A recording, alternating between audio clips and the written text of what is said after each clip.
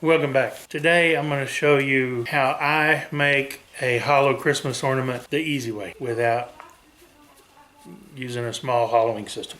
I cheat. It's not really cheating. 2 halves. This is Chinese tallow. I chose this wood because it's pretty much useless for anything else. It is really soft and lightweight. The key thing there is it's lightweight, and I can hollow this out, and when it's done, the heaviest thing on it's going to be the finial. Stick with me and let's get started, and I'll show you how I do these things. I'm going to rough it out, put a tenon on this end.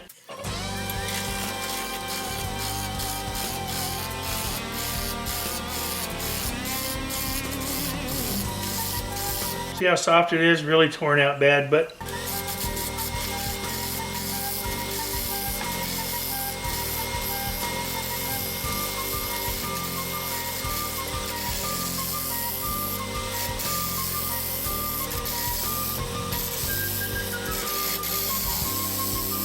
well, hello.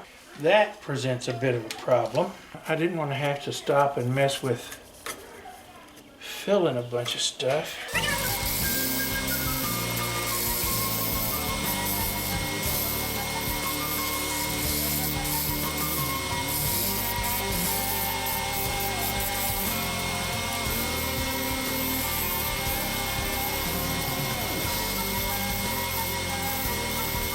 That smoothed it up really nicely, and that was just a rough and gouge. This I can fill with CA, I'm not worried about that. This one, I'm gonna mix up wood glue and sawdust, and I'm gonna fill that in with that. First thing I'm gonna do though is flatten this off, put a tenon on it. What is this? What are you doing? I'm working. Why? Because that's what I do.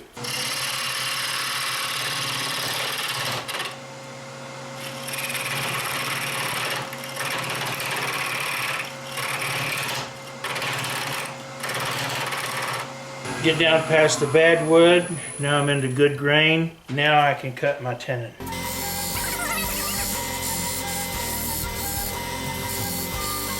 My jaws are dovetailed, so that's what I'm using. I cut a dovetail for the tenon. I'll knock this stuff off after I mix up stuff and fill that. Okay, took some fine sawdust from my sander, mixed it with tight bond, and I'm just gonna pack that hole. And I'll chuck this back up tomorrow and reshape it and fix the tenon. Well, Billy, why aren't you using pristine wood to do that? Well, most of my wood is free and ends up not quite being pristine, that's why. But I also happen to like the look and character that natural cracks and voids and splits and things give wood. I will rough turn this next one. The little one that you heard in here a couple of times is my great-grandson. He's almost 4, and at that point where kids get when they're full of questions. And it's always, what you doing? Why?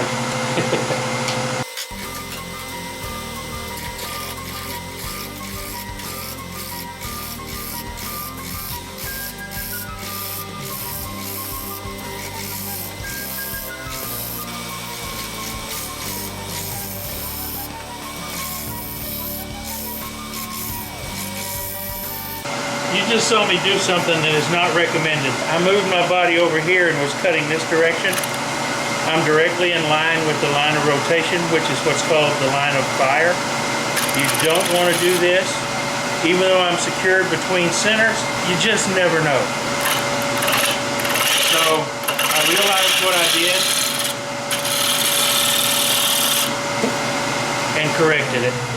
I got another crack here. I'm gonna fill this one with brown CA. Okay, I don't need to go any skinnier here.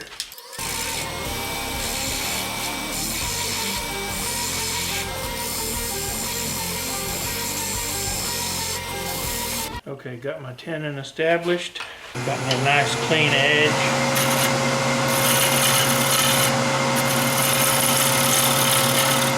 So I should get a smoother cut.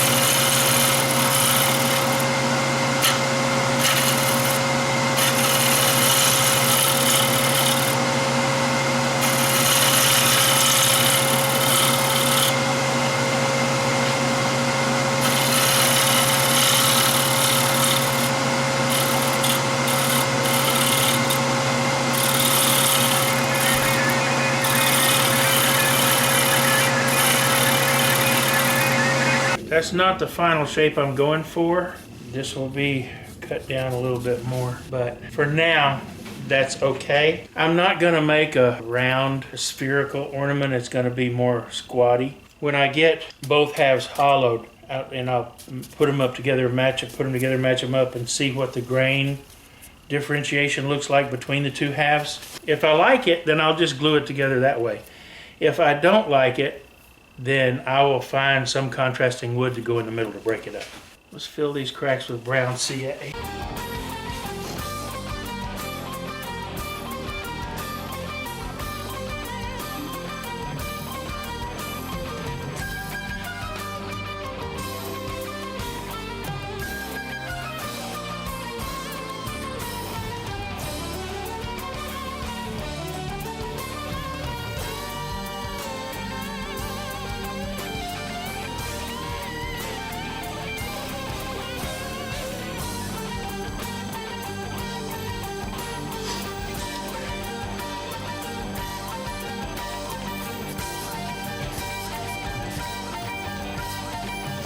I wanted to let it penetrate a little bit, and after that sets up, I want to make sure it sets up good, so I'll probably wait overnight. It's getting late anyway. I won't attack these anymore until then, but I may start on finials.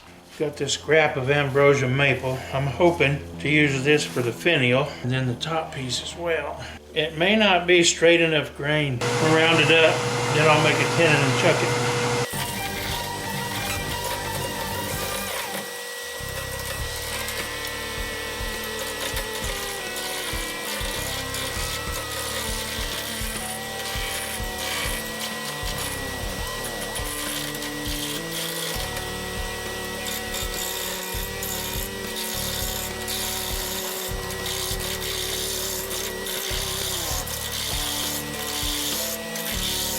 That's about round enough for a tenon.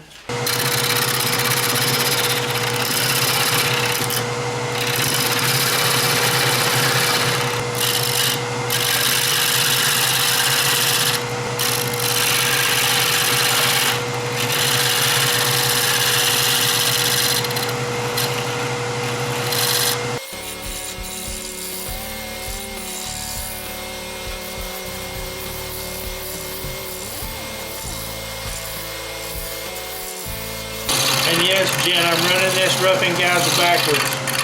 You can do that with these.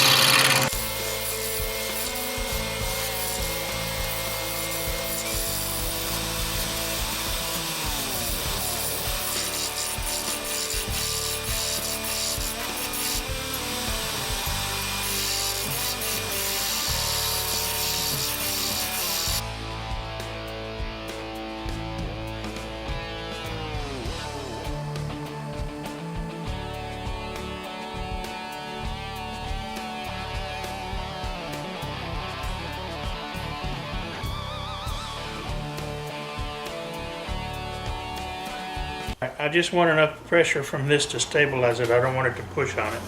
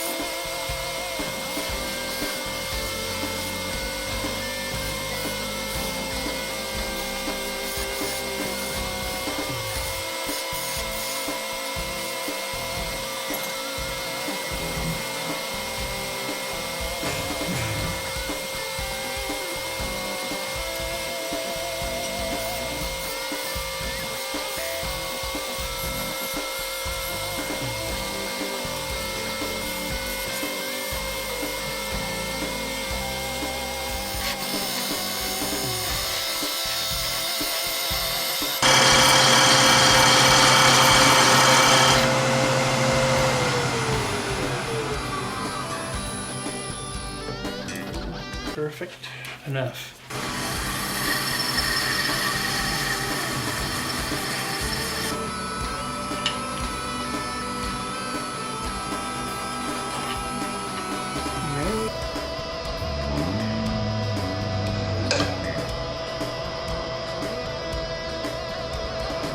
That's what I was afraid of.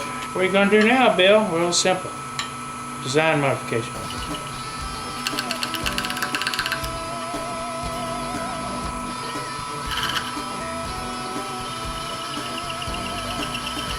The question is, do I ebonize this or do I leave it like it is? I don't know yet. Before I take this out of the chuck, I'm gonna finish up the other two halves of the ornament. I'll do that in the morning. And then I will take another piece of maple and do the top piece. But the finial is done. It's not perfect. I've done better. Okay, here are my two halves. You may notice that they're a little shorter than they were earlier. That's because when some idiot took them to the bandsaw to cut the stubs off, he actually cut off the tenons. So I had to redo them. That's what happens when you start working before you've had your second cup of coffee. I'm not gonna really crank down on these because this Chinese tallow is soft. These walls don't need to be paper thin. We're just trying to make this thing as light as we can.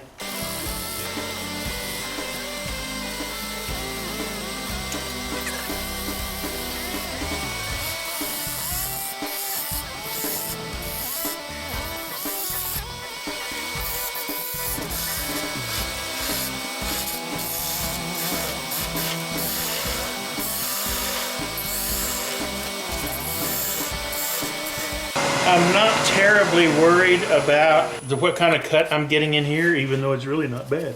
Because nobody's going to see it or feel it or whatever. It's going to be glued together. I'm just hogging out material. I got a good cut though, good pole gouge. That'll do that. Even in softwood, I can go just a little bit more.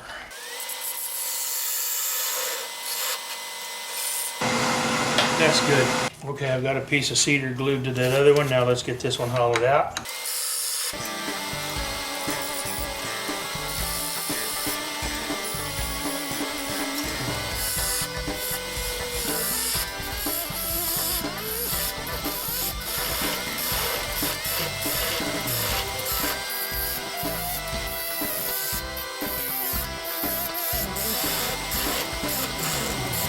After that glue sets up a little bit, I can flatten that cedar out, cut the ring out of the middle and the outside off, and glue these two halves together. Then I'll finalize the shape of the outside. Okay, this is set up in the clamps long enough. First things first, let's get rid of this whirling dervish. Yes, I was out of the line of fire, and I did that on purpose. Ta-da!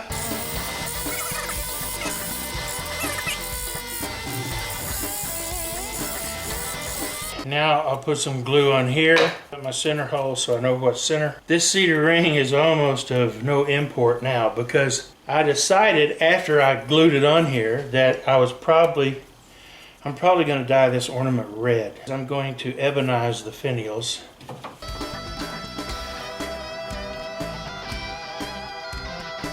Just enough pressure.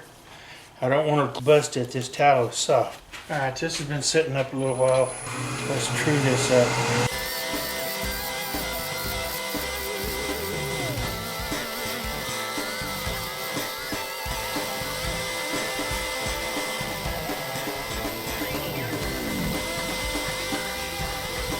Okay, I've got it sanded to 240. Got the shape I want. I'm going to drill the mortise for the finial. This will be the bottom, this will be the top.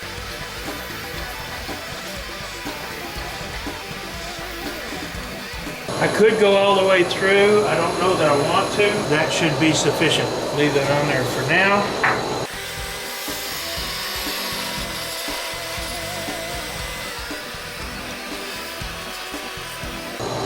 That's not going to look too bad. Not going to look too bad at all, at all, at all, at all. So that'll glue in there nicely. Let's turn the top piece.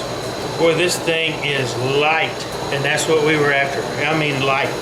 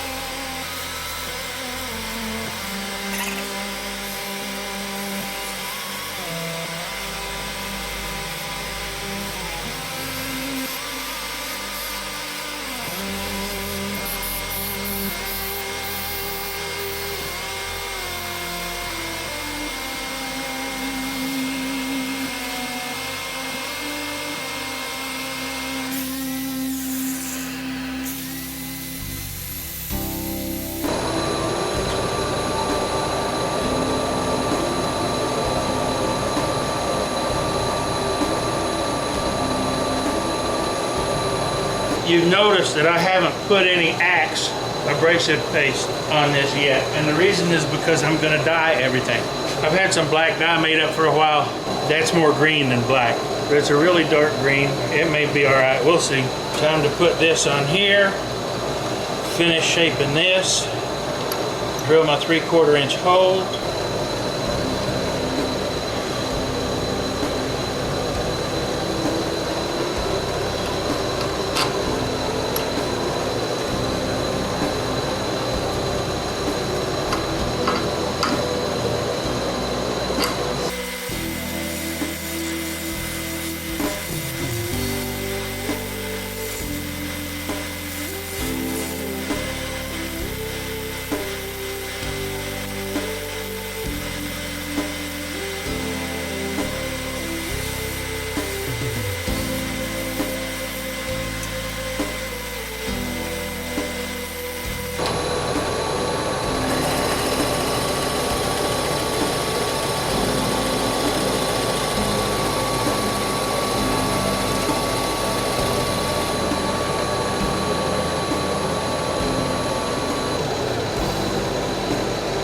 Lovely.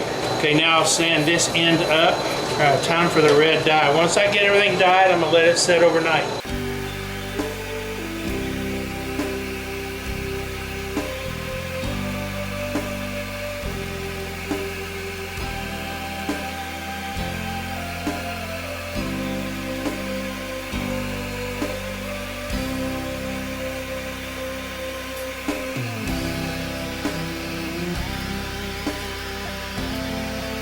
Red is what I want, not dark pink. When I first started using dyes, I was freaking out because everything was coming out light and not what I wanted, but I discovered that it takes a couple of applications of the dye to get the hue that you want. See, now it's less pink and more red. You can still see the grain, you can still see the spalting, but it's still a little pink. Now this is a diluted alcohol dye. Out of the bottle it's really thick, so I diluted it with some DNA. That means more coats, but it also means it lets the grain shine through or show through better. I think that may be red enough. That just might work, kids. Okay, we'll let this dry overnight, come back in the morning and put it together. I came out here early this morning and put a coat of sanding sealer on this. All of the pieces actually. So right now, it's time to put this on. And I wanted to put sanding sealer over it first because I didn't want the abrasive paste to pull any of the color out. It may anyway.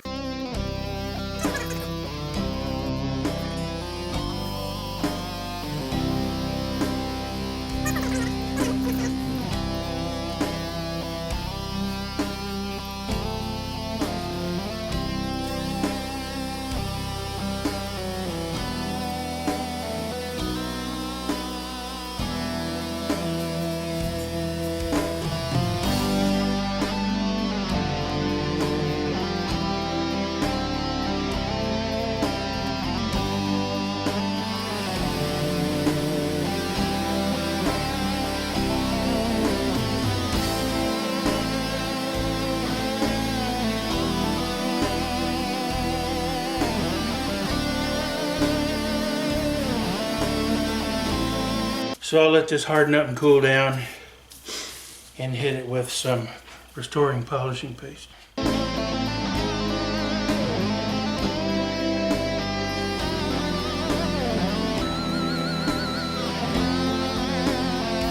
shine.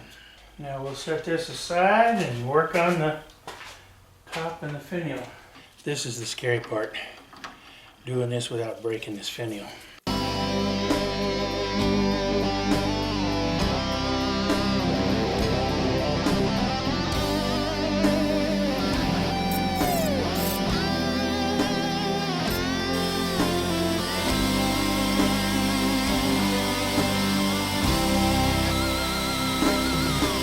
Now I'll let that cool down too and then hit it with the restoring paste.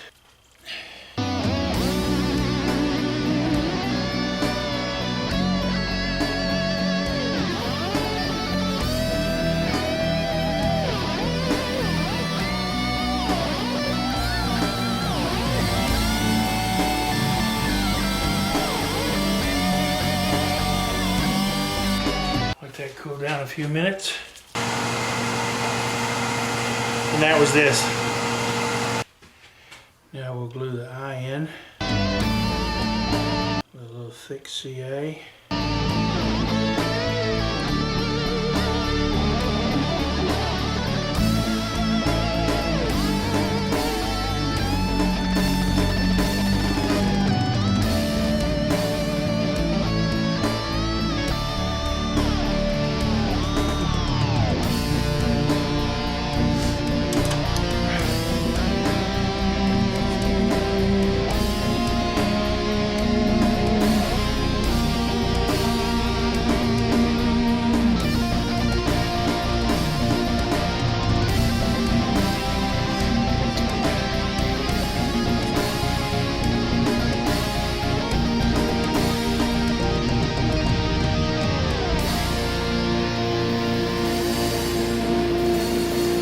First things first, I think this should be the top.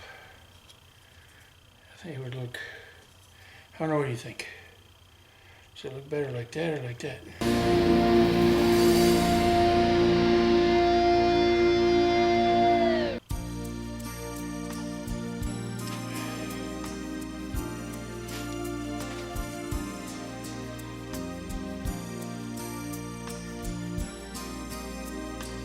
I need to apply a little bit of clamping pressure.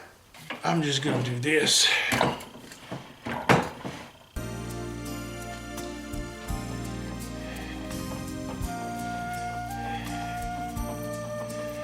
I don't need much.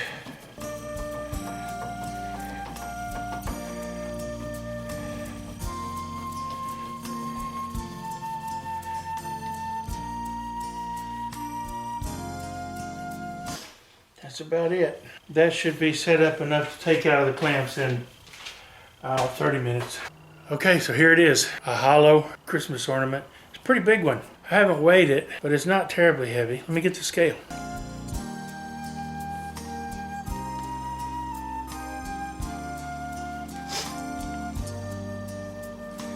That's 3.5 ounces, 99.4 grams. And all things considered, that's not too bad for an ornament of this size. It is 3.5 inches across. Let me see if I can make this so you can see it. I know the tape measure is upside down, but it's 3.5 inches across, 9 inches long. For an ornament of that size, 3.5 ounces ain't bad. I'm gonna let this set a day or so and I'll buff it up to bring that shine back, because it was really pretty sheeny, and it will be again. And this spalted Chinese tallow is light to start with, but it also is kind of pretty. The spalting in it, I think, is love. I love gray spalt anyway. But so another one in the books. Thanks for watching. I really appreciate it. I really, really do, folks. I really appreciate y'all pushing me over 1,000. Don't forget, it's not too late to enter the giveaway. You've got a few more days. I'll put a link to that video over here. Y'all come back and see what we get into next time.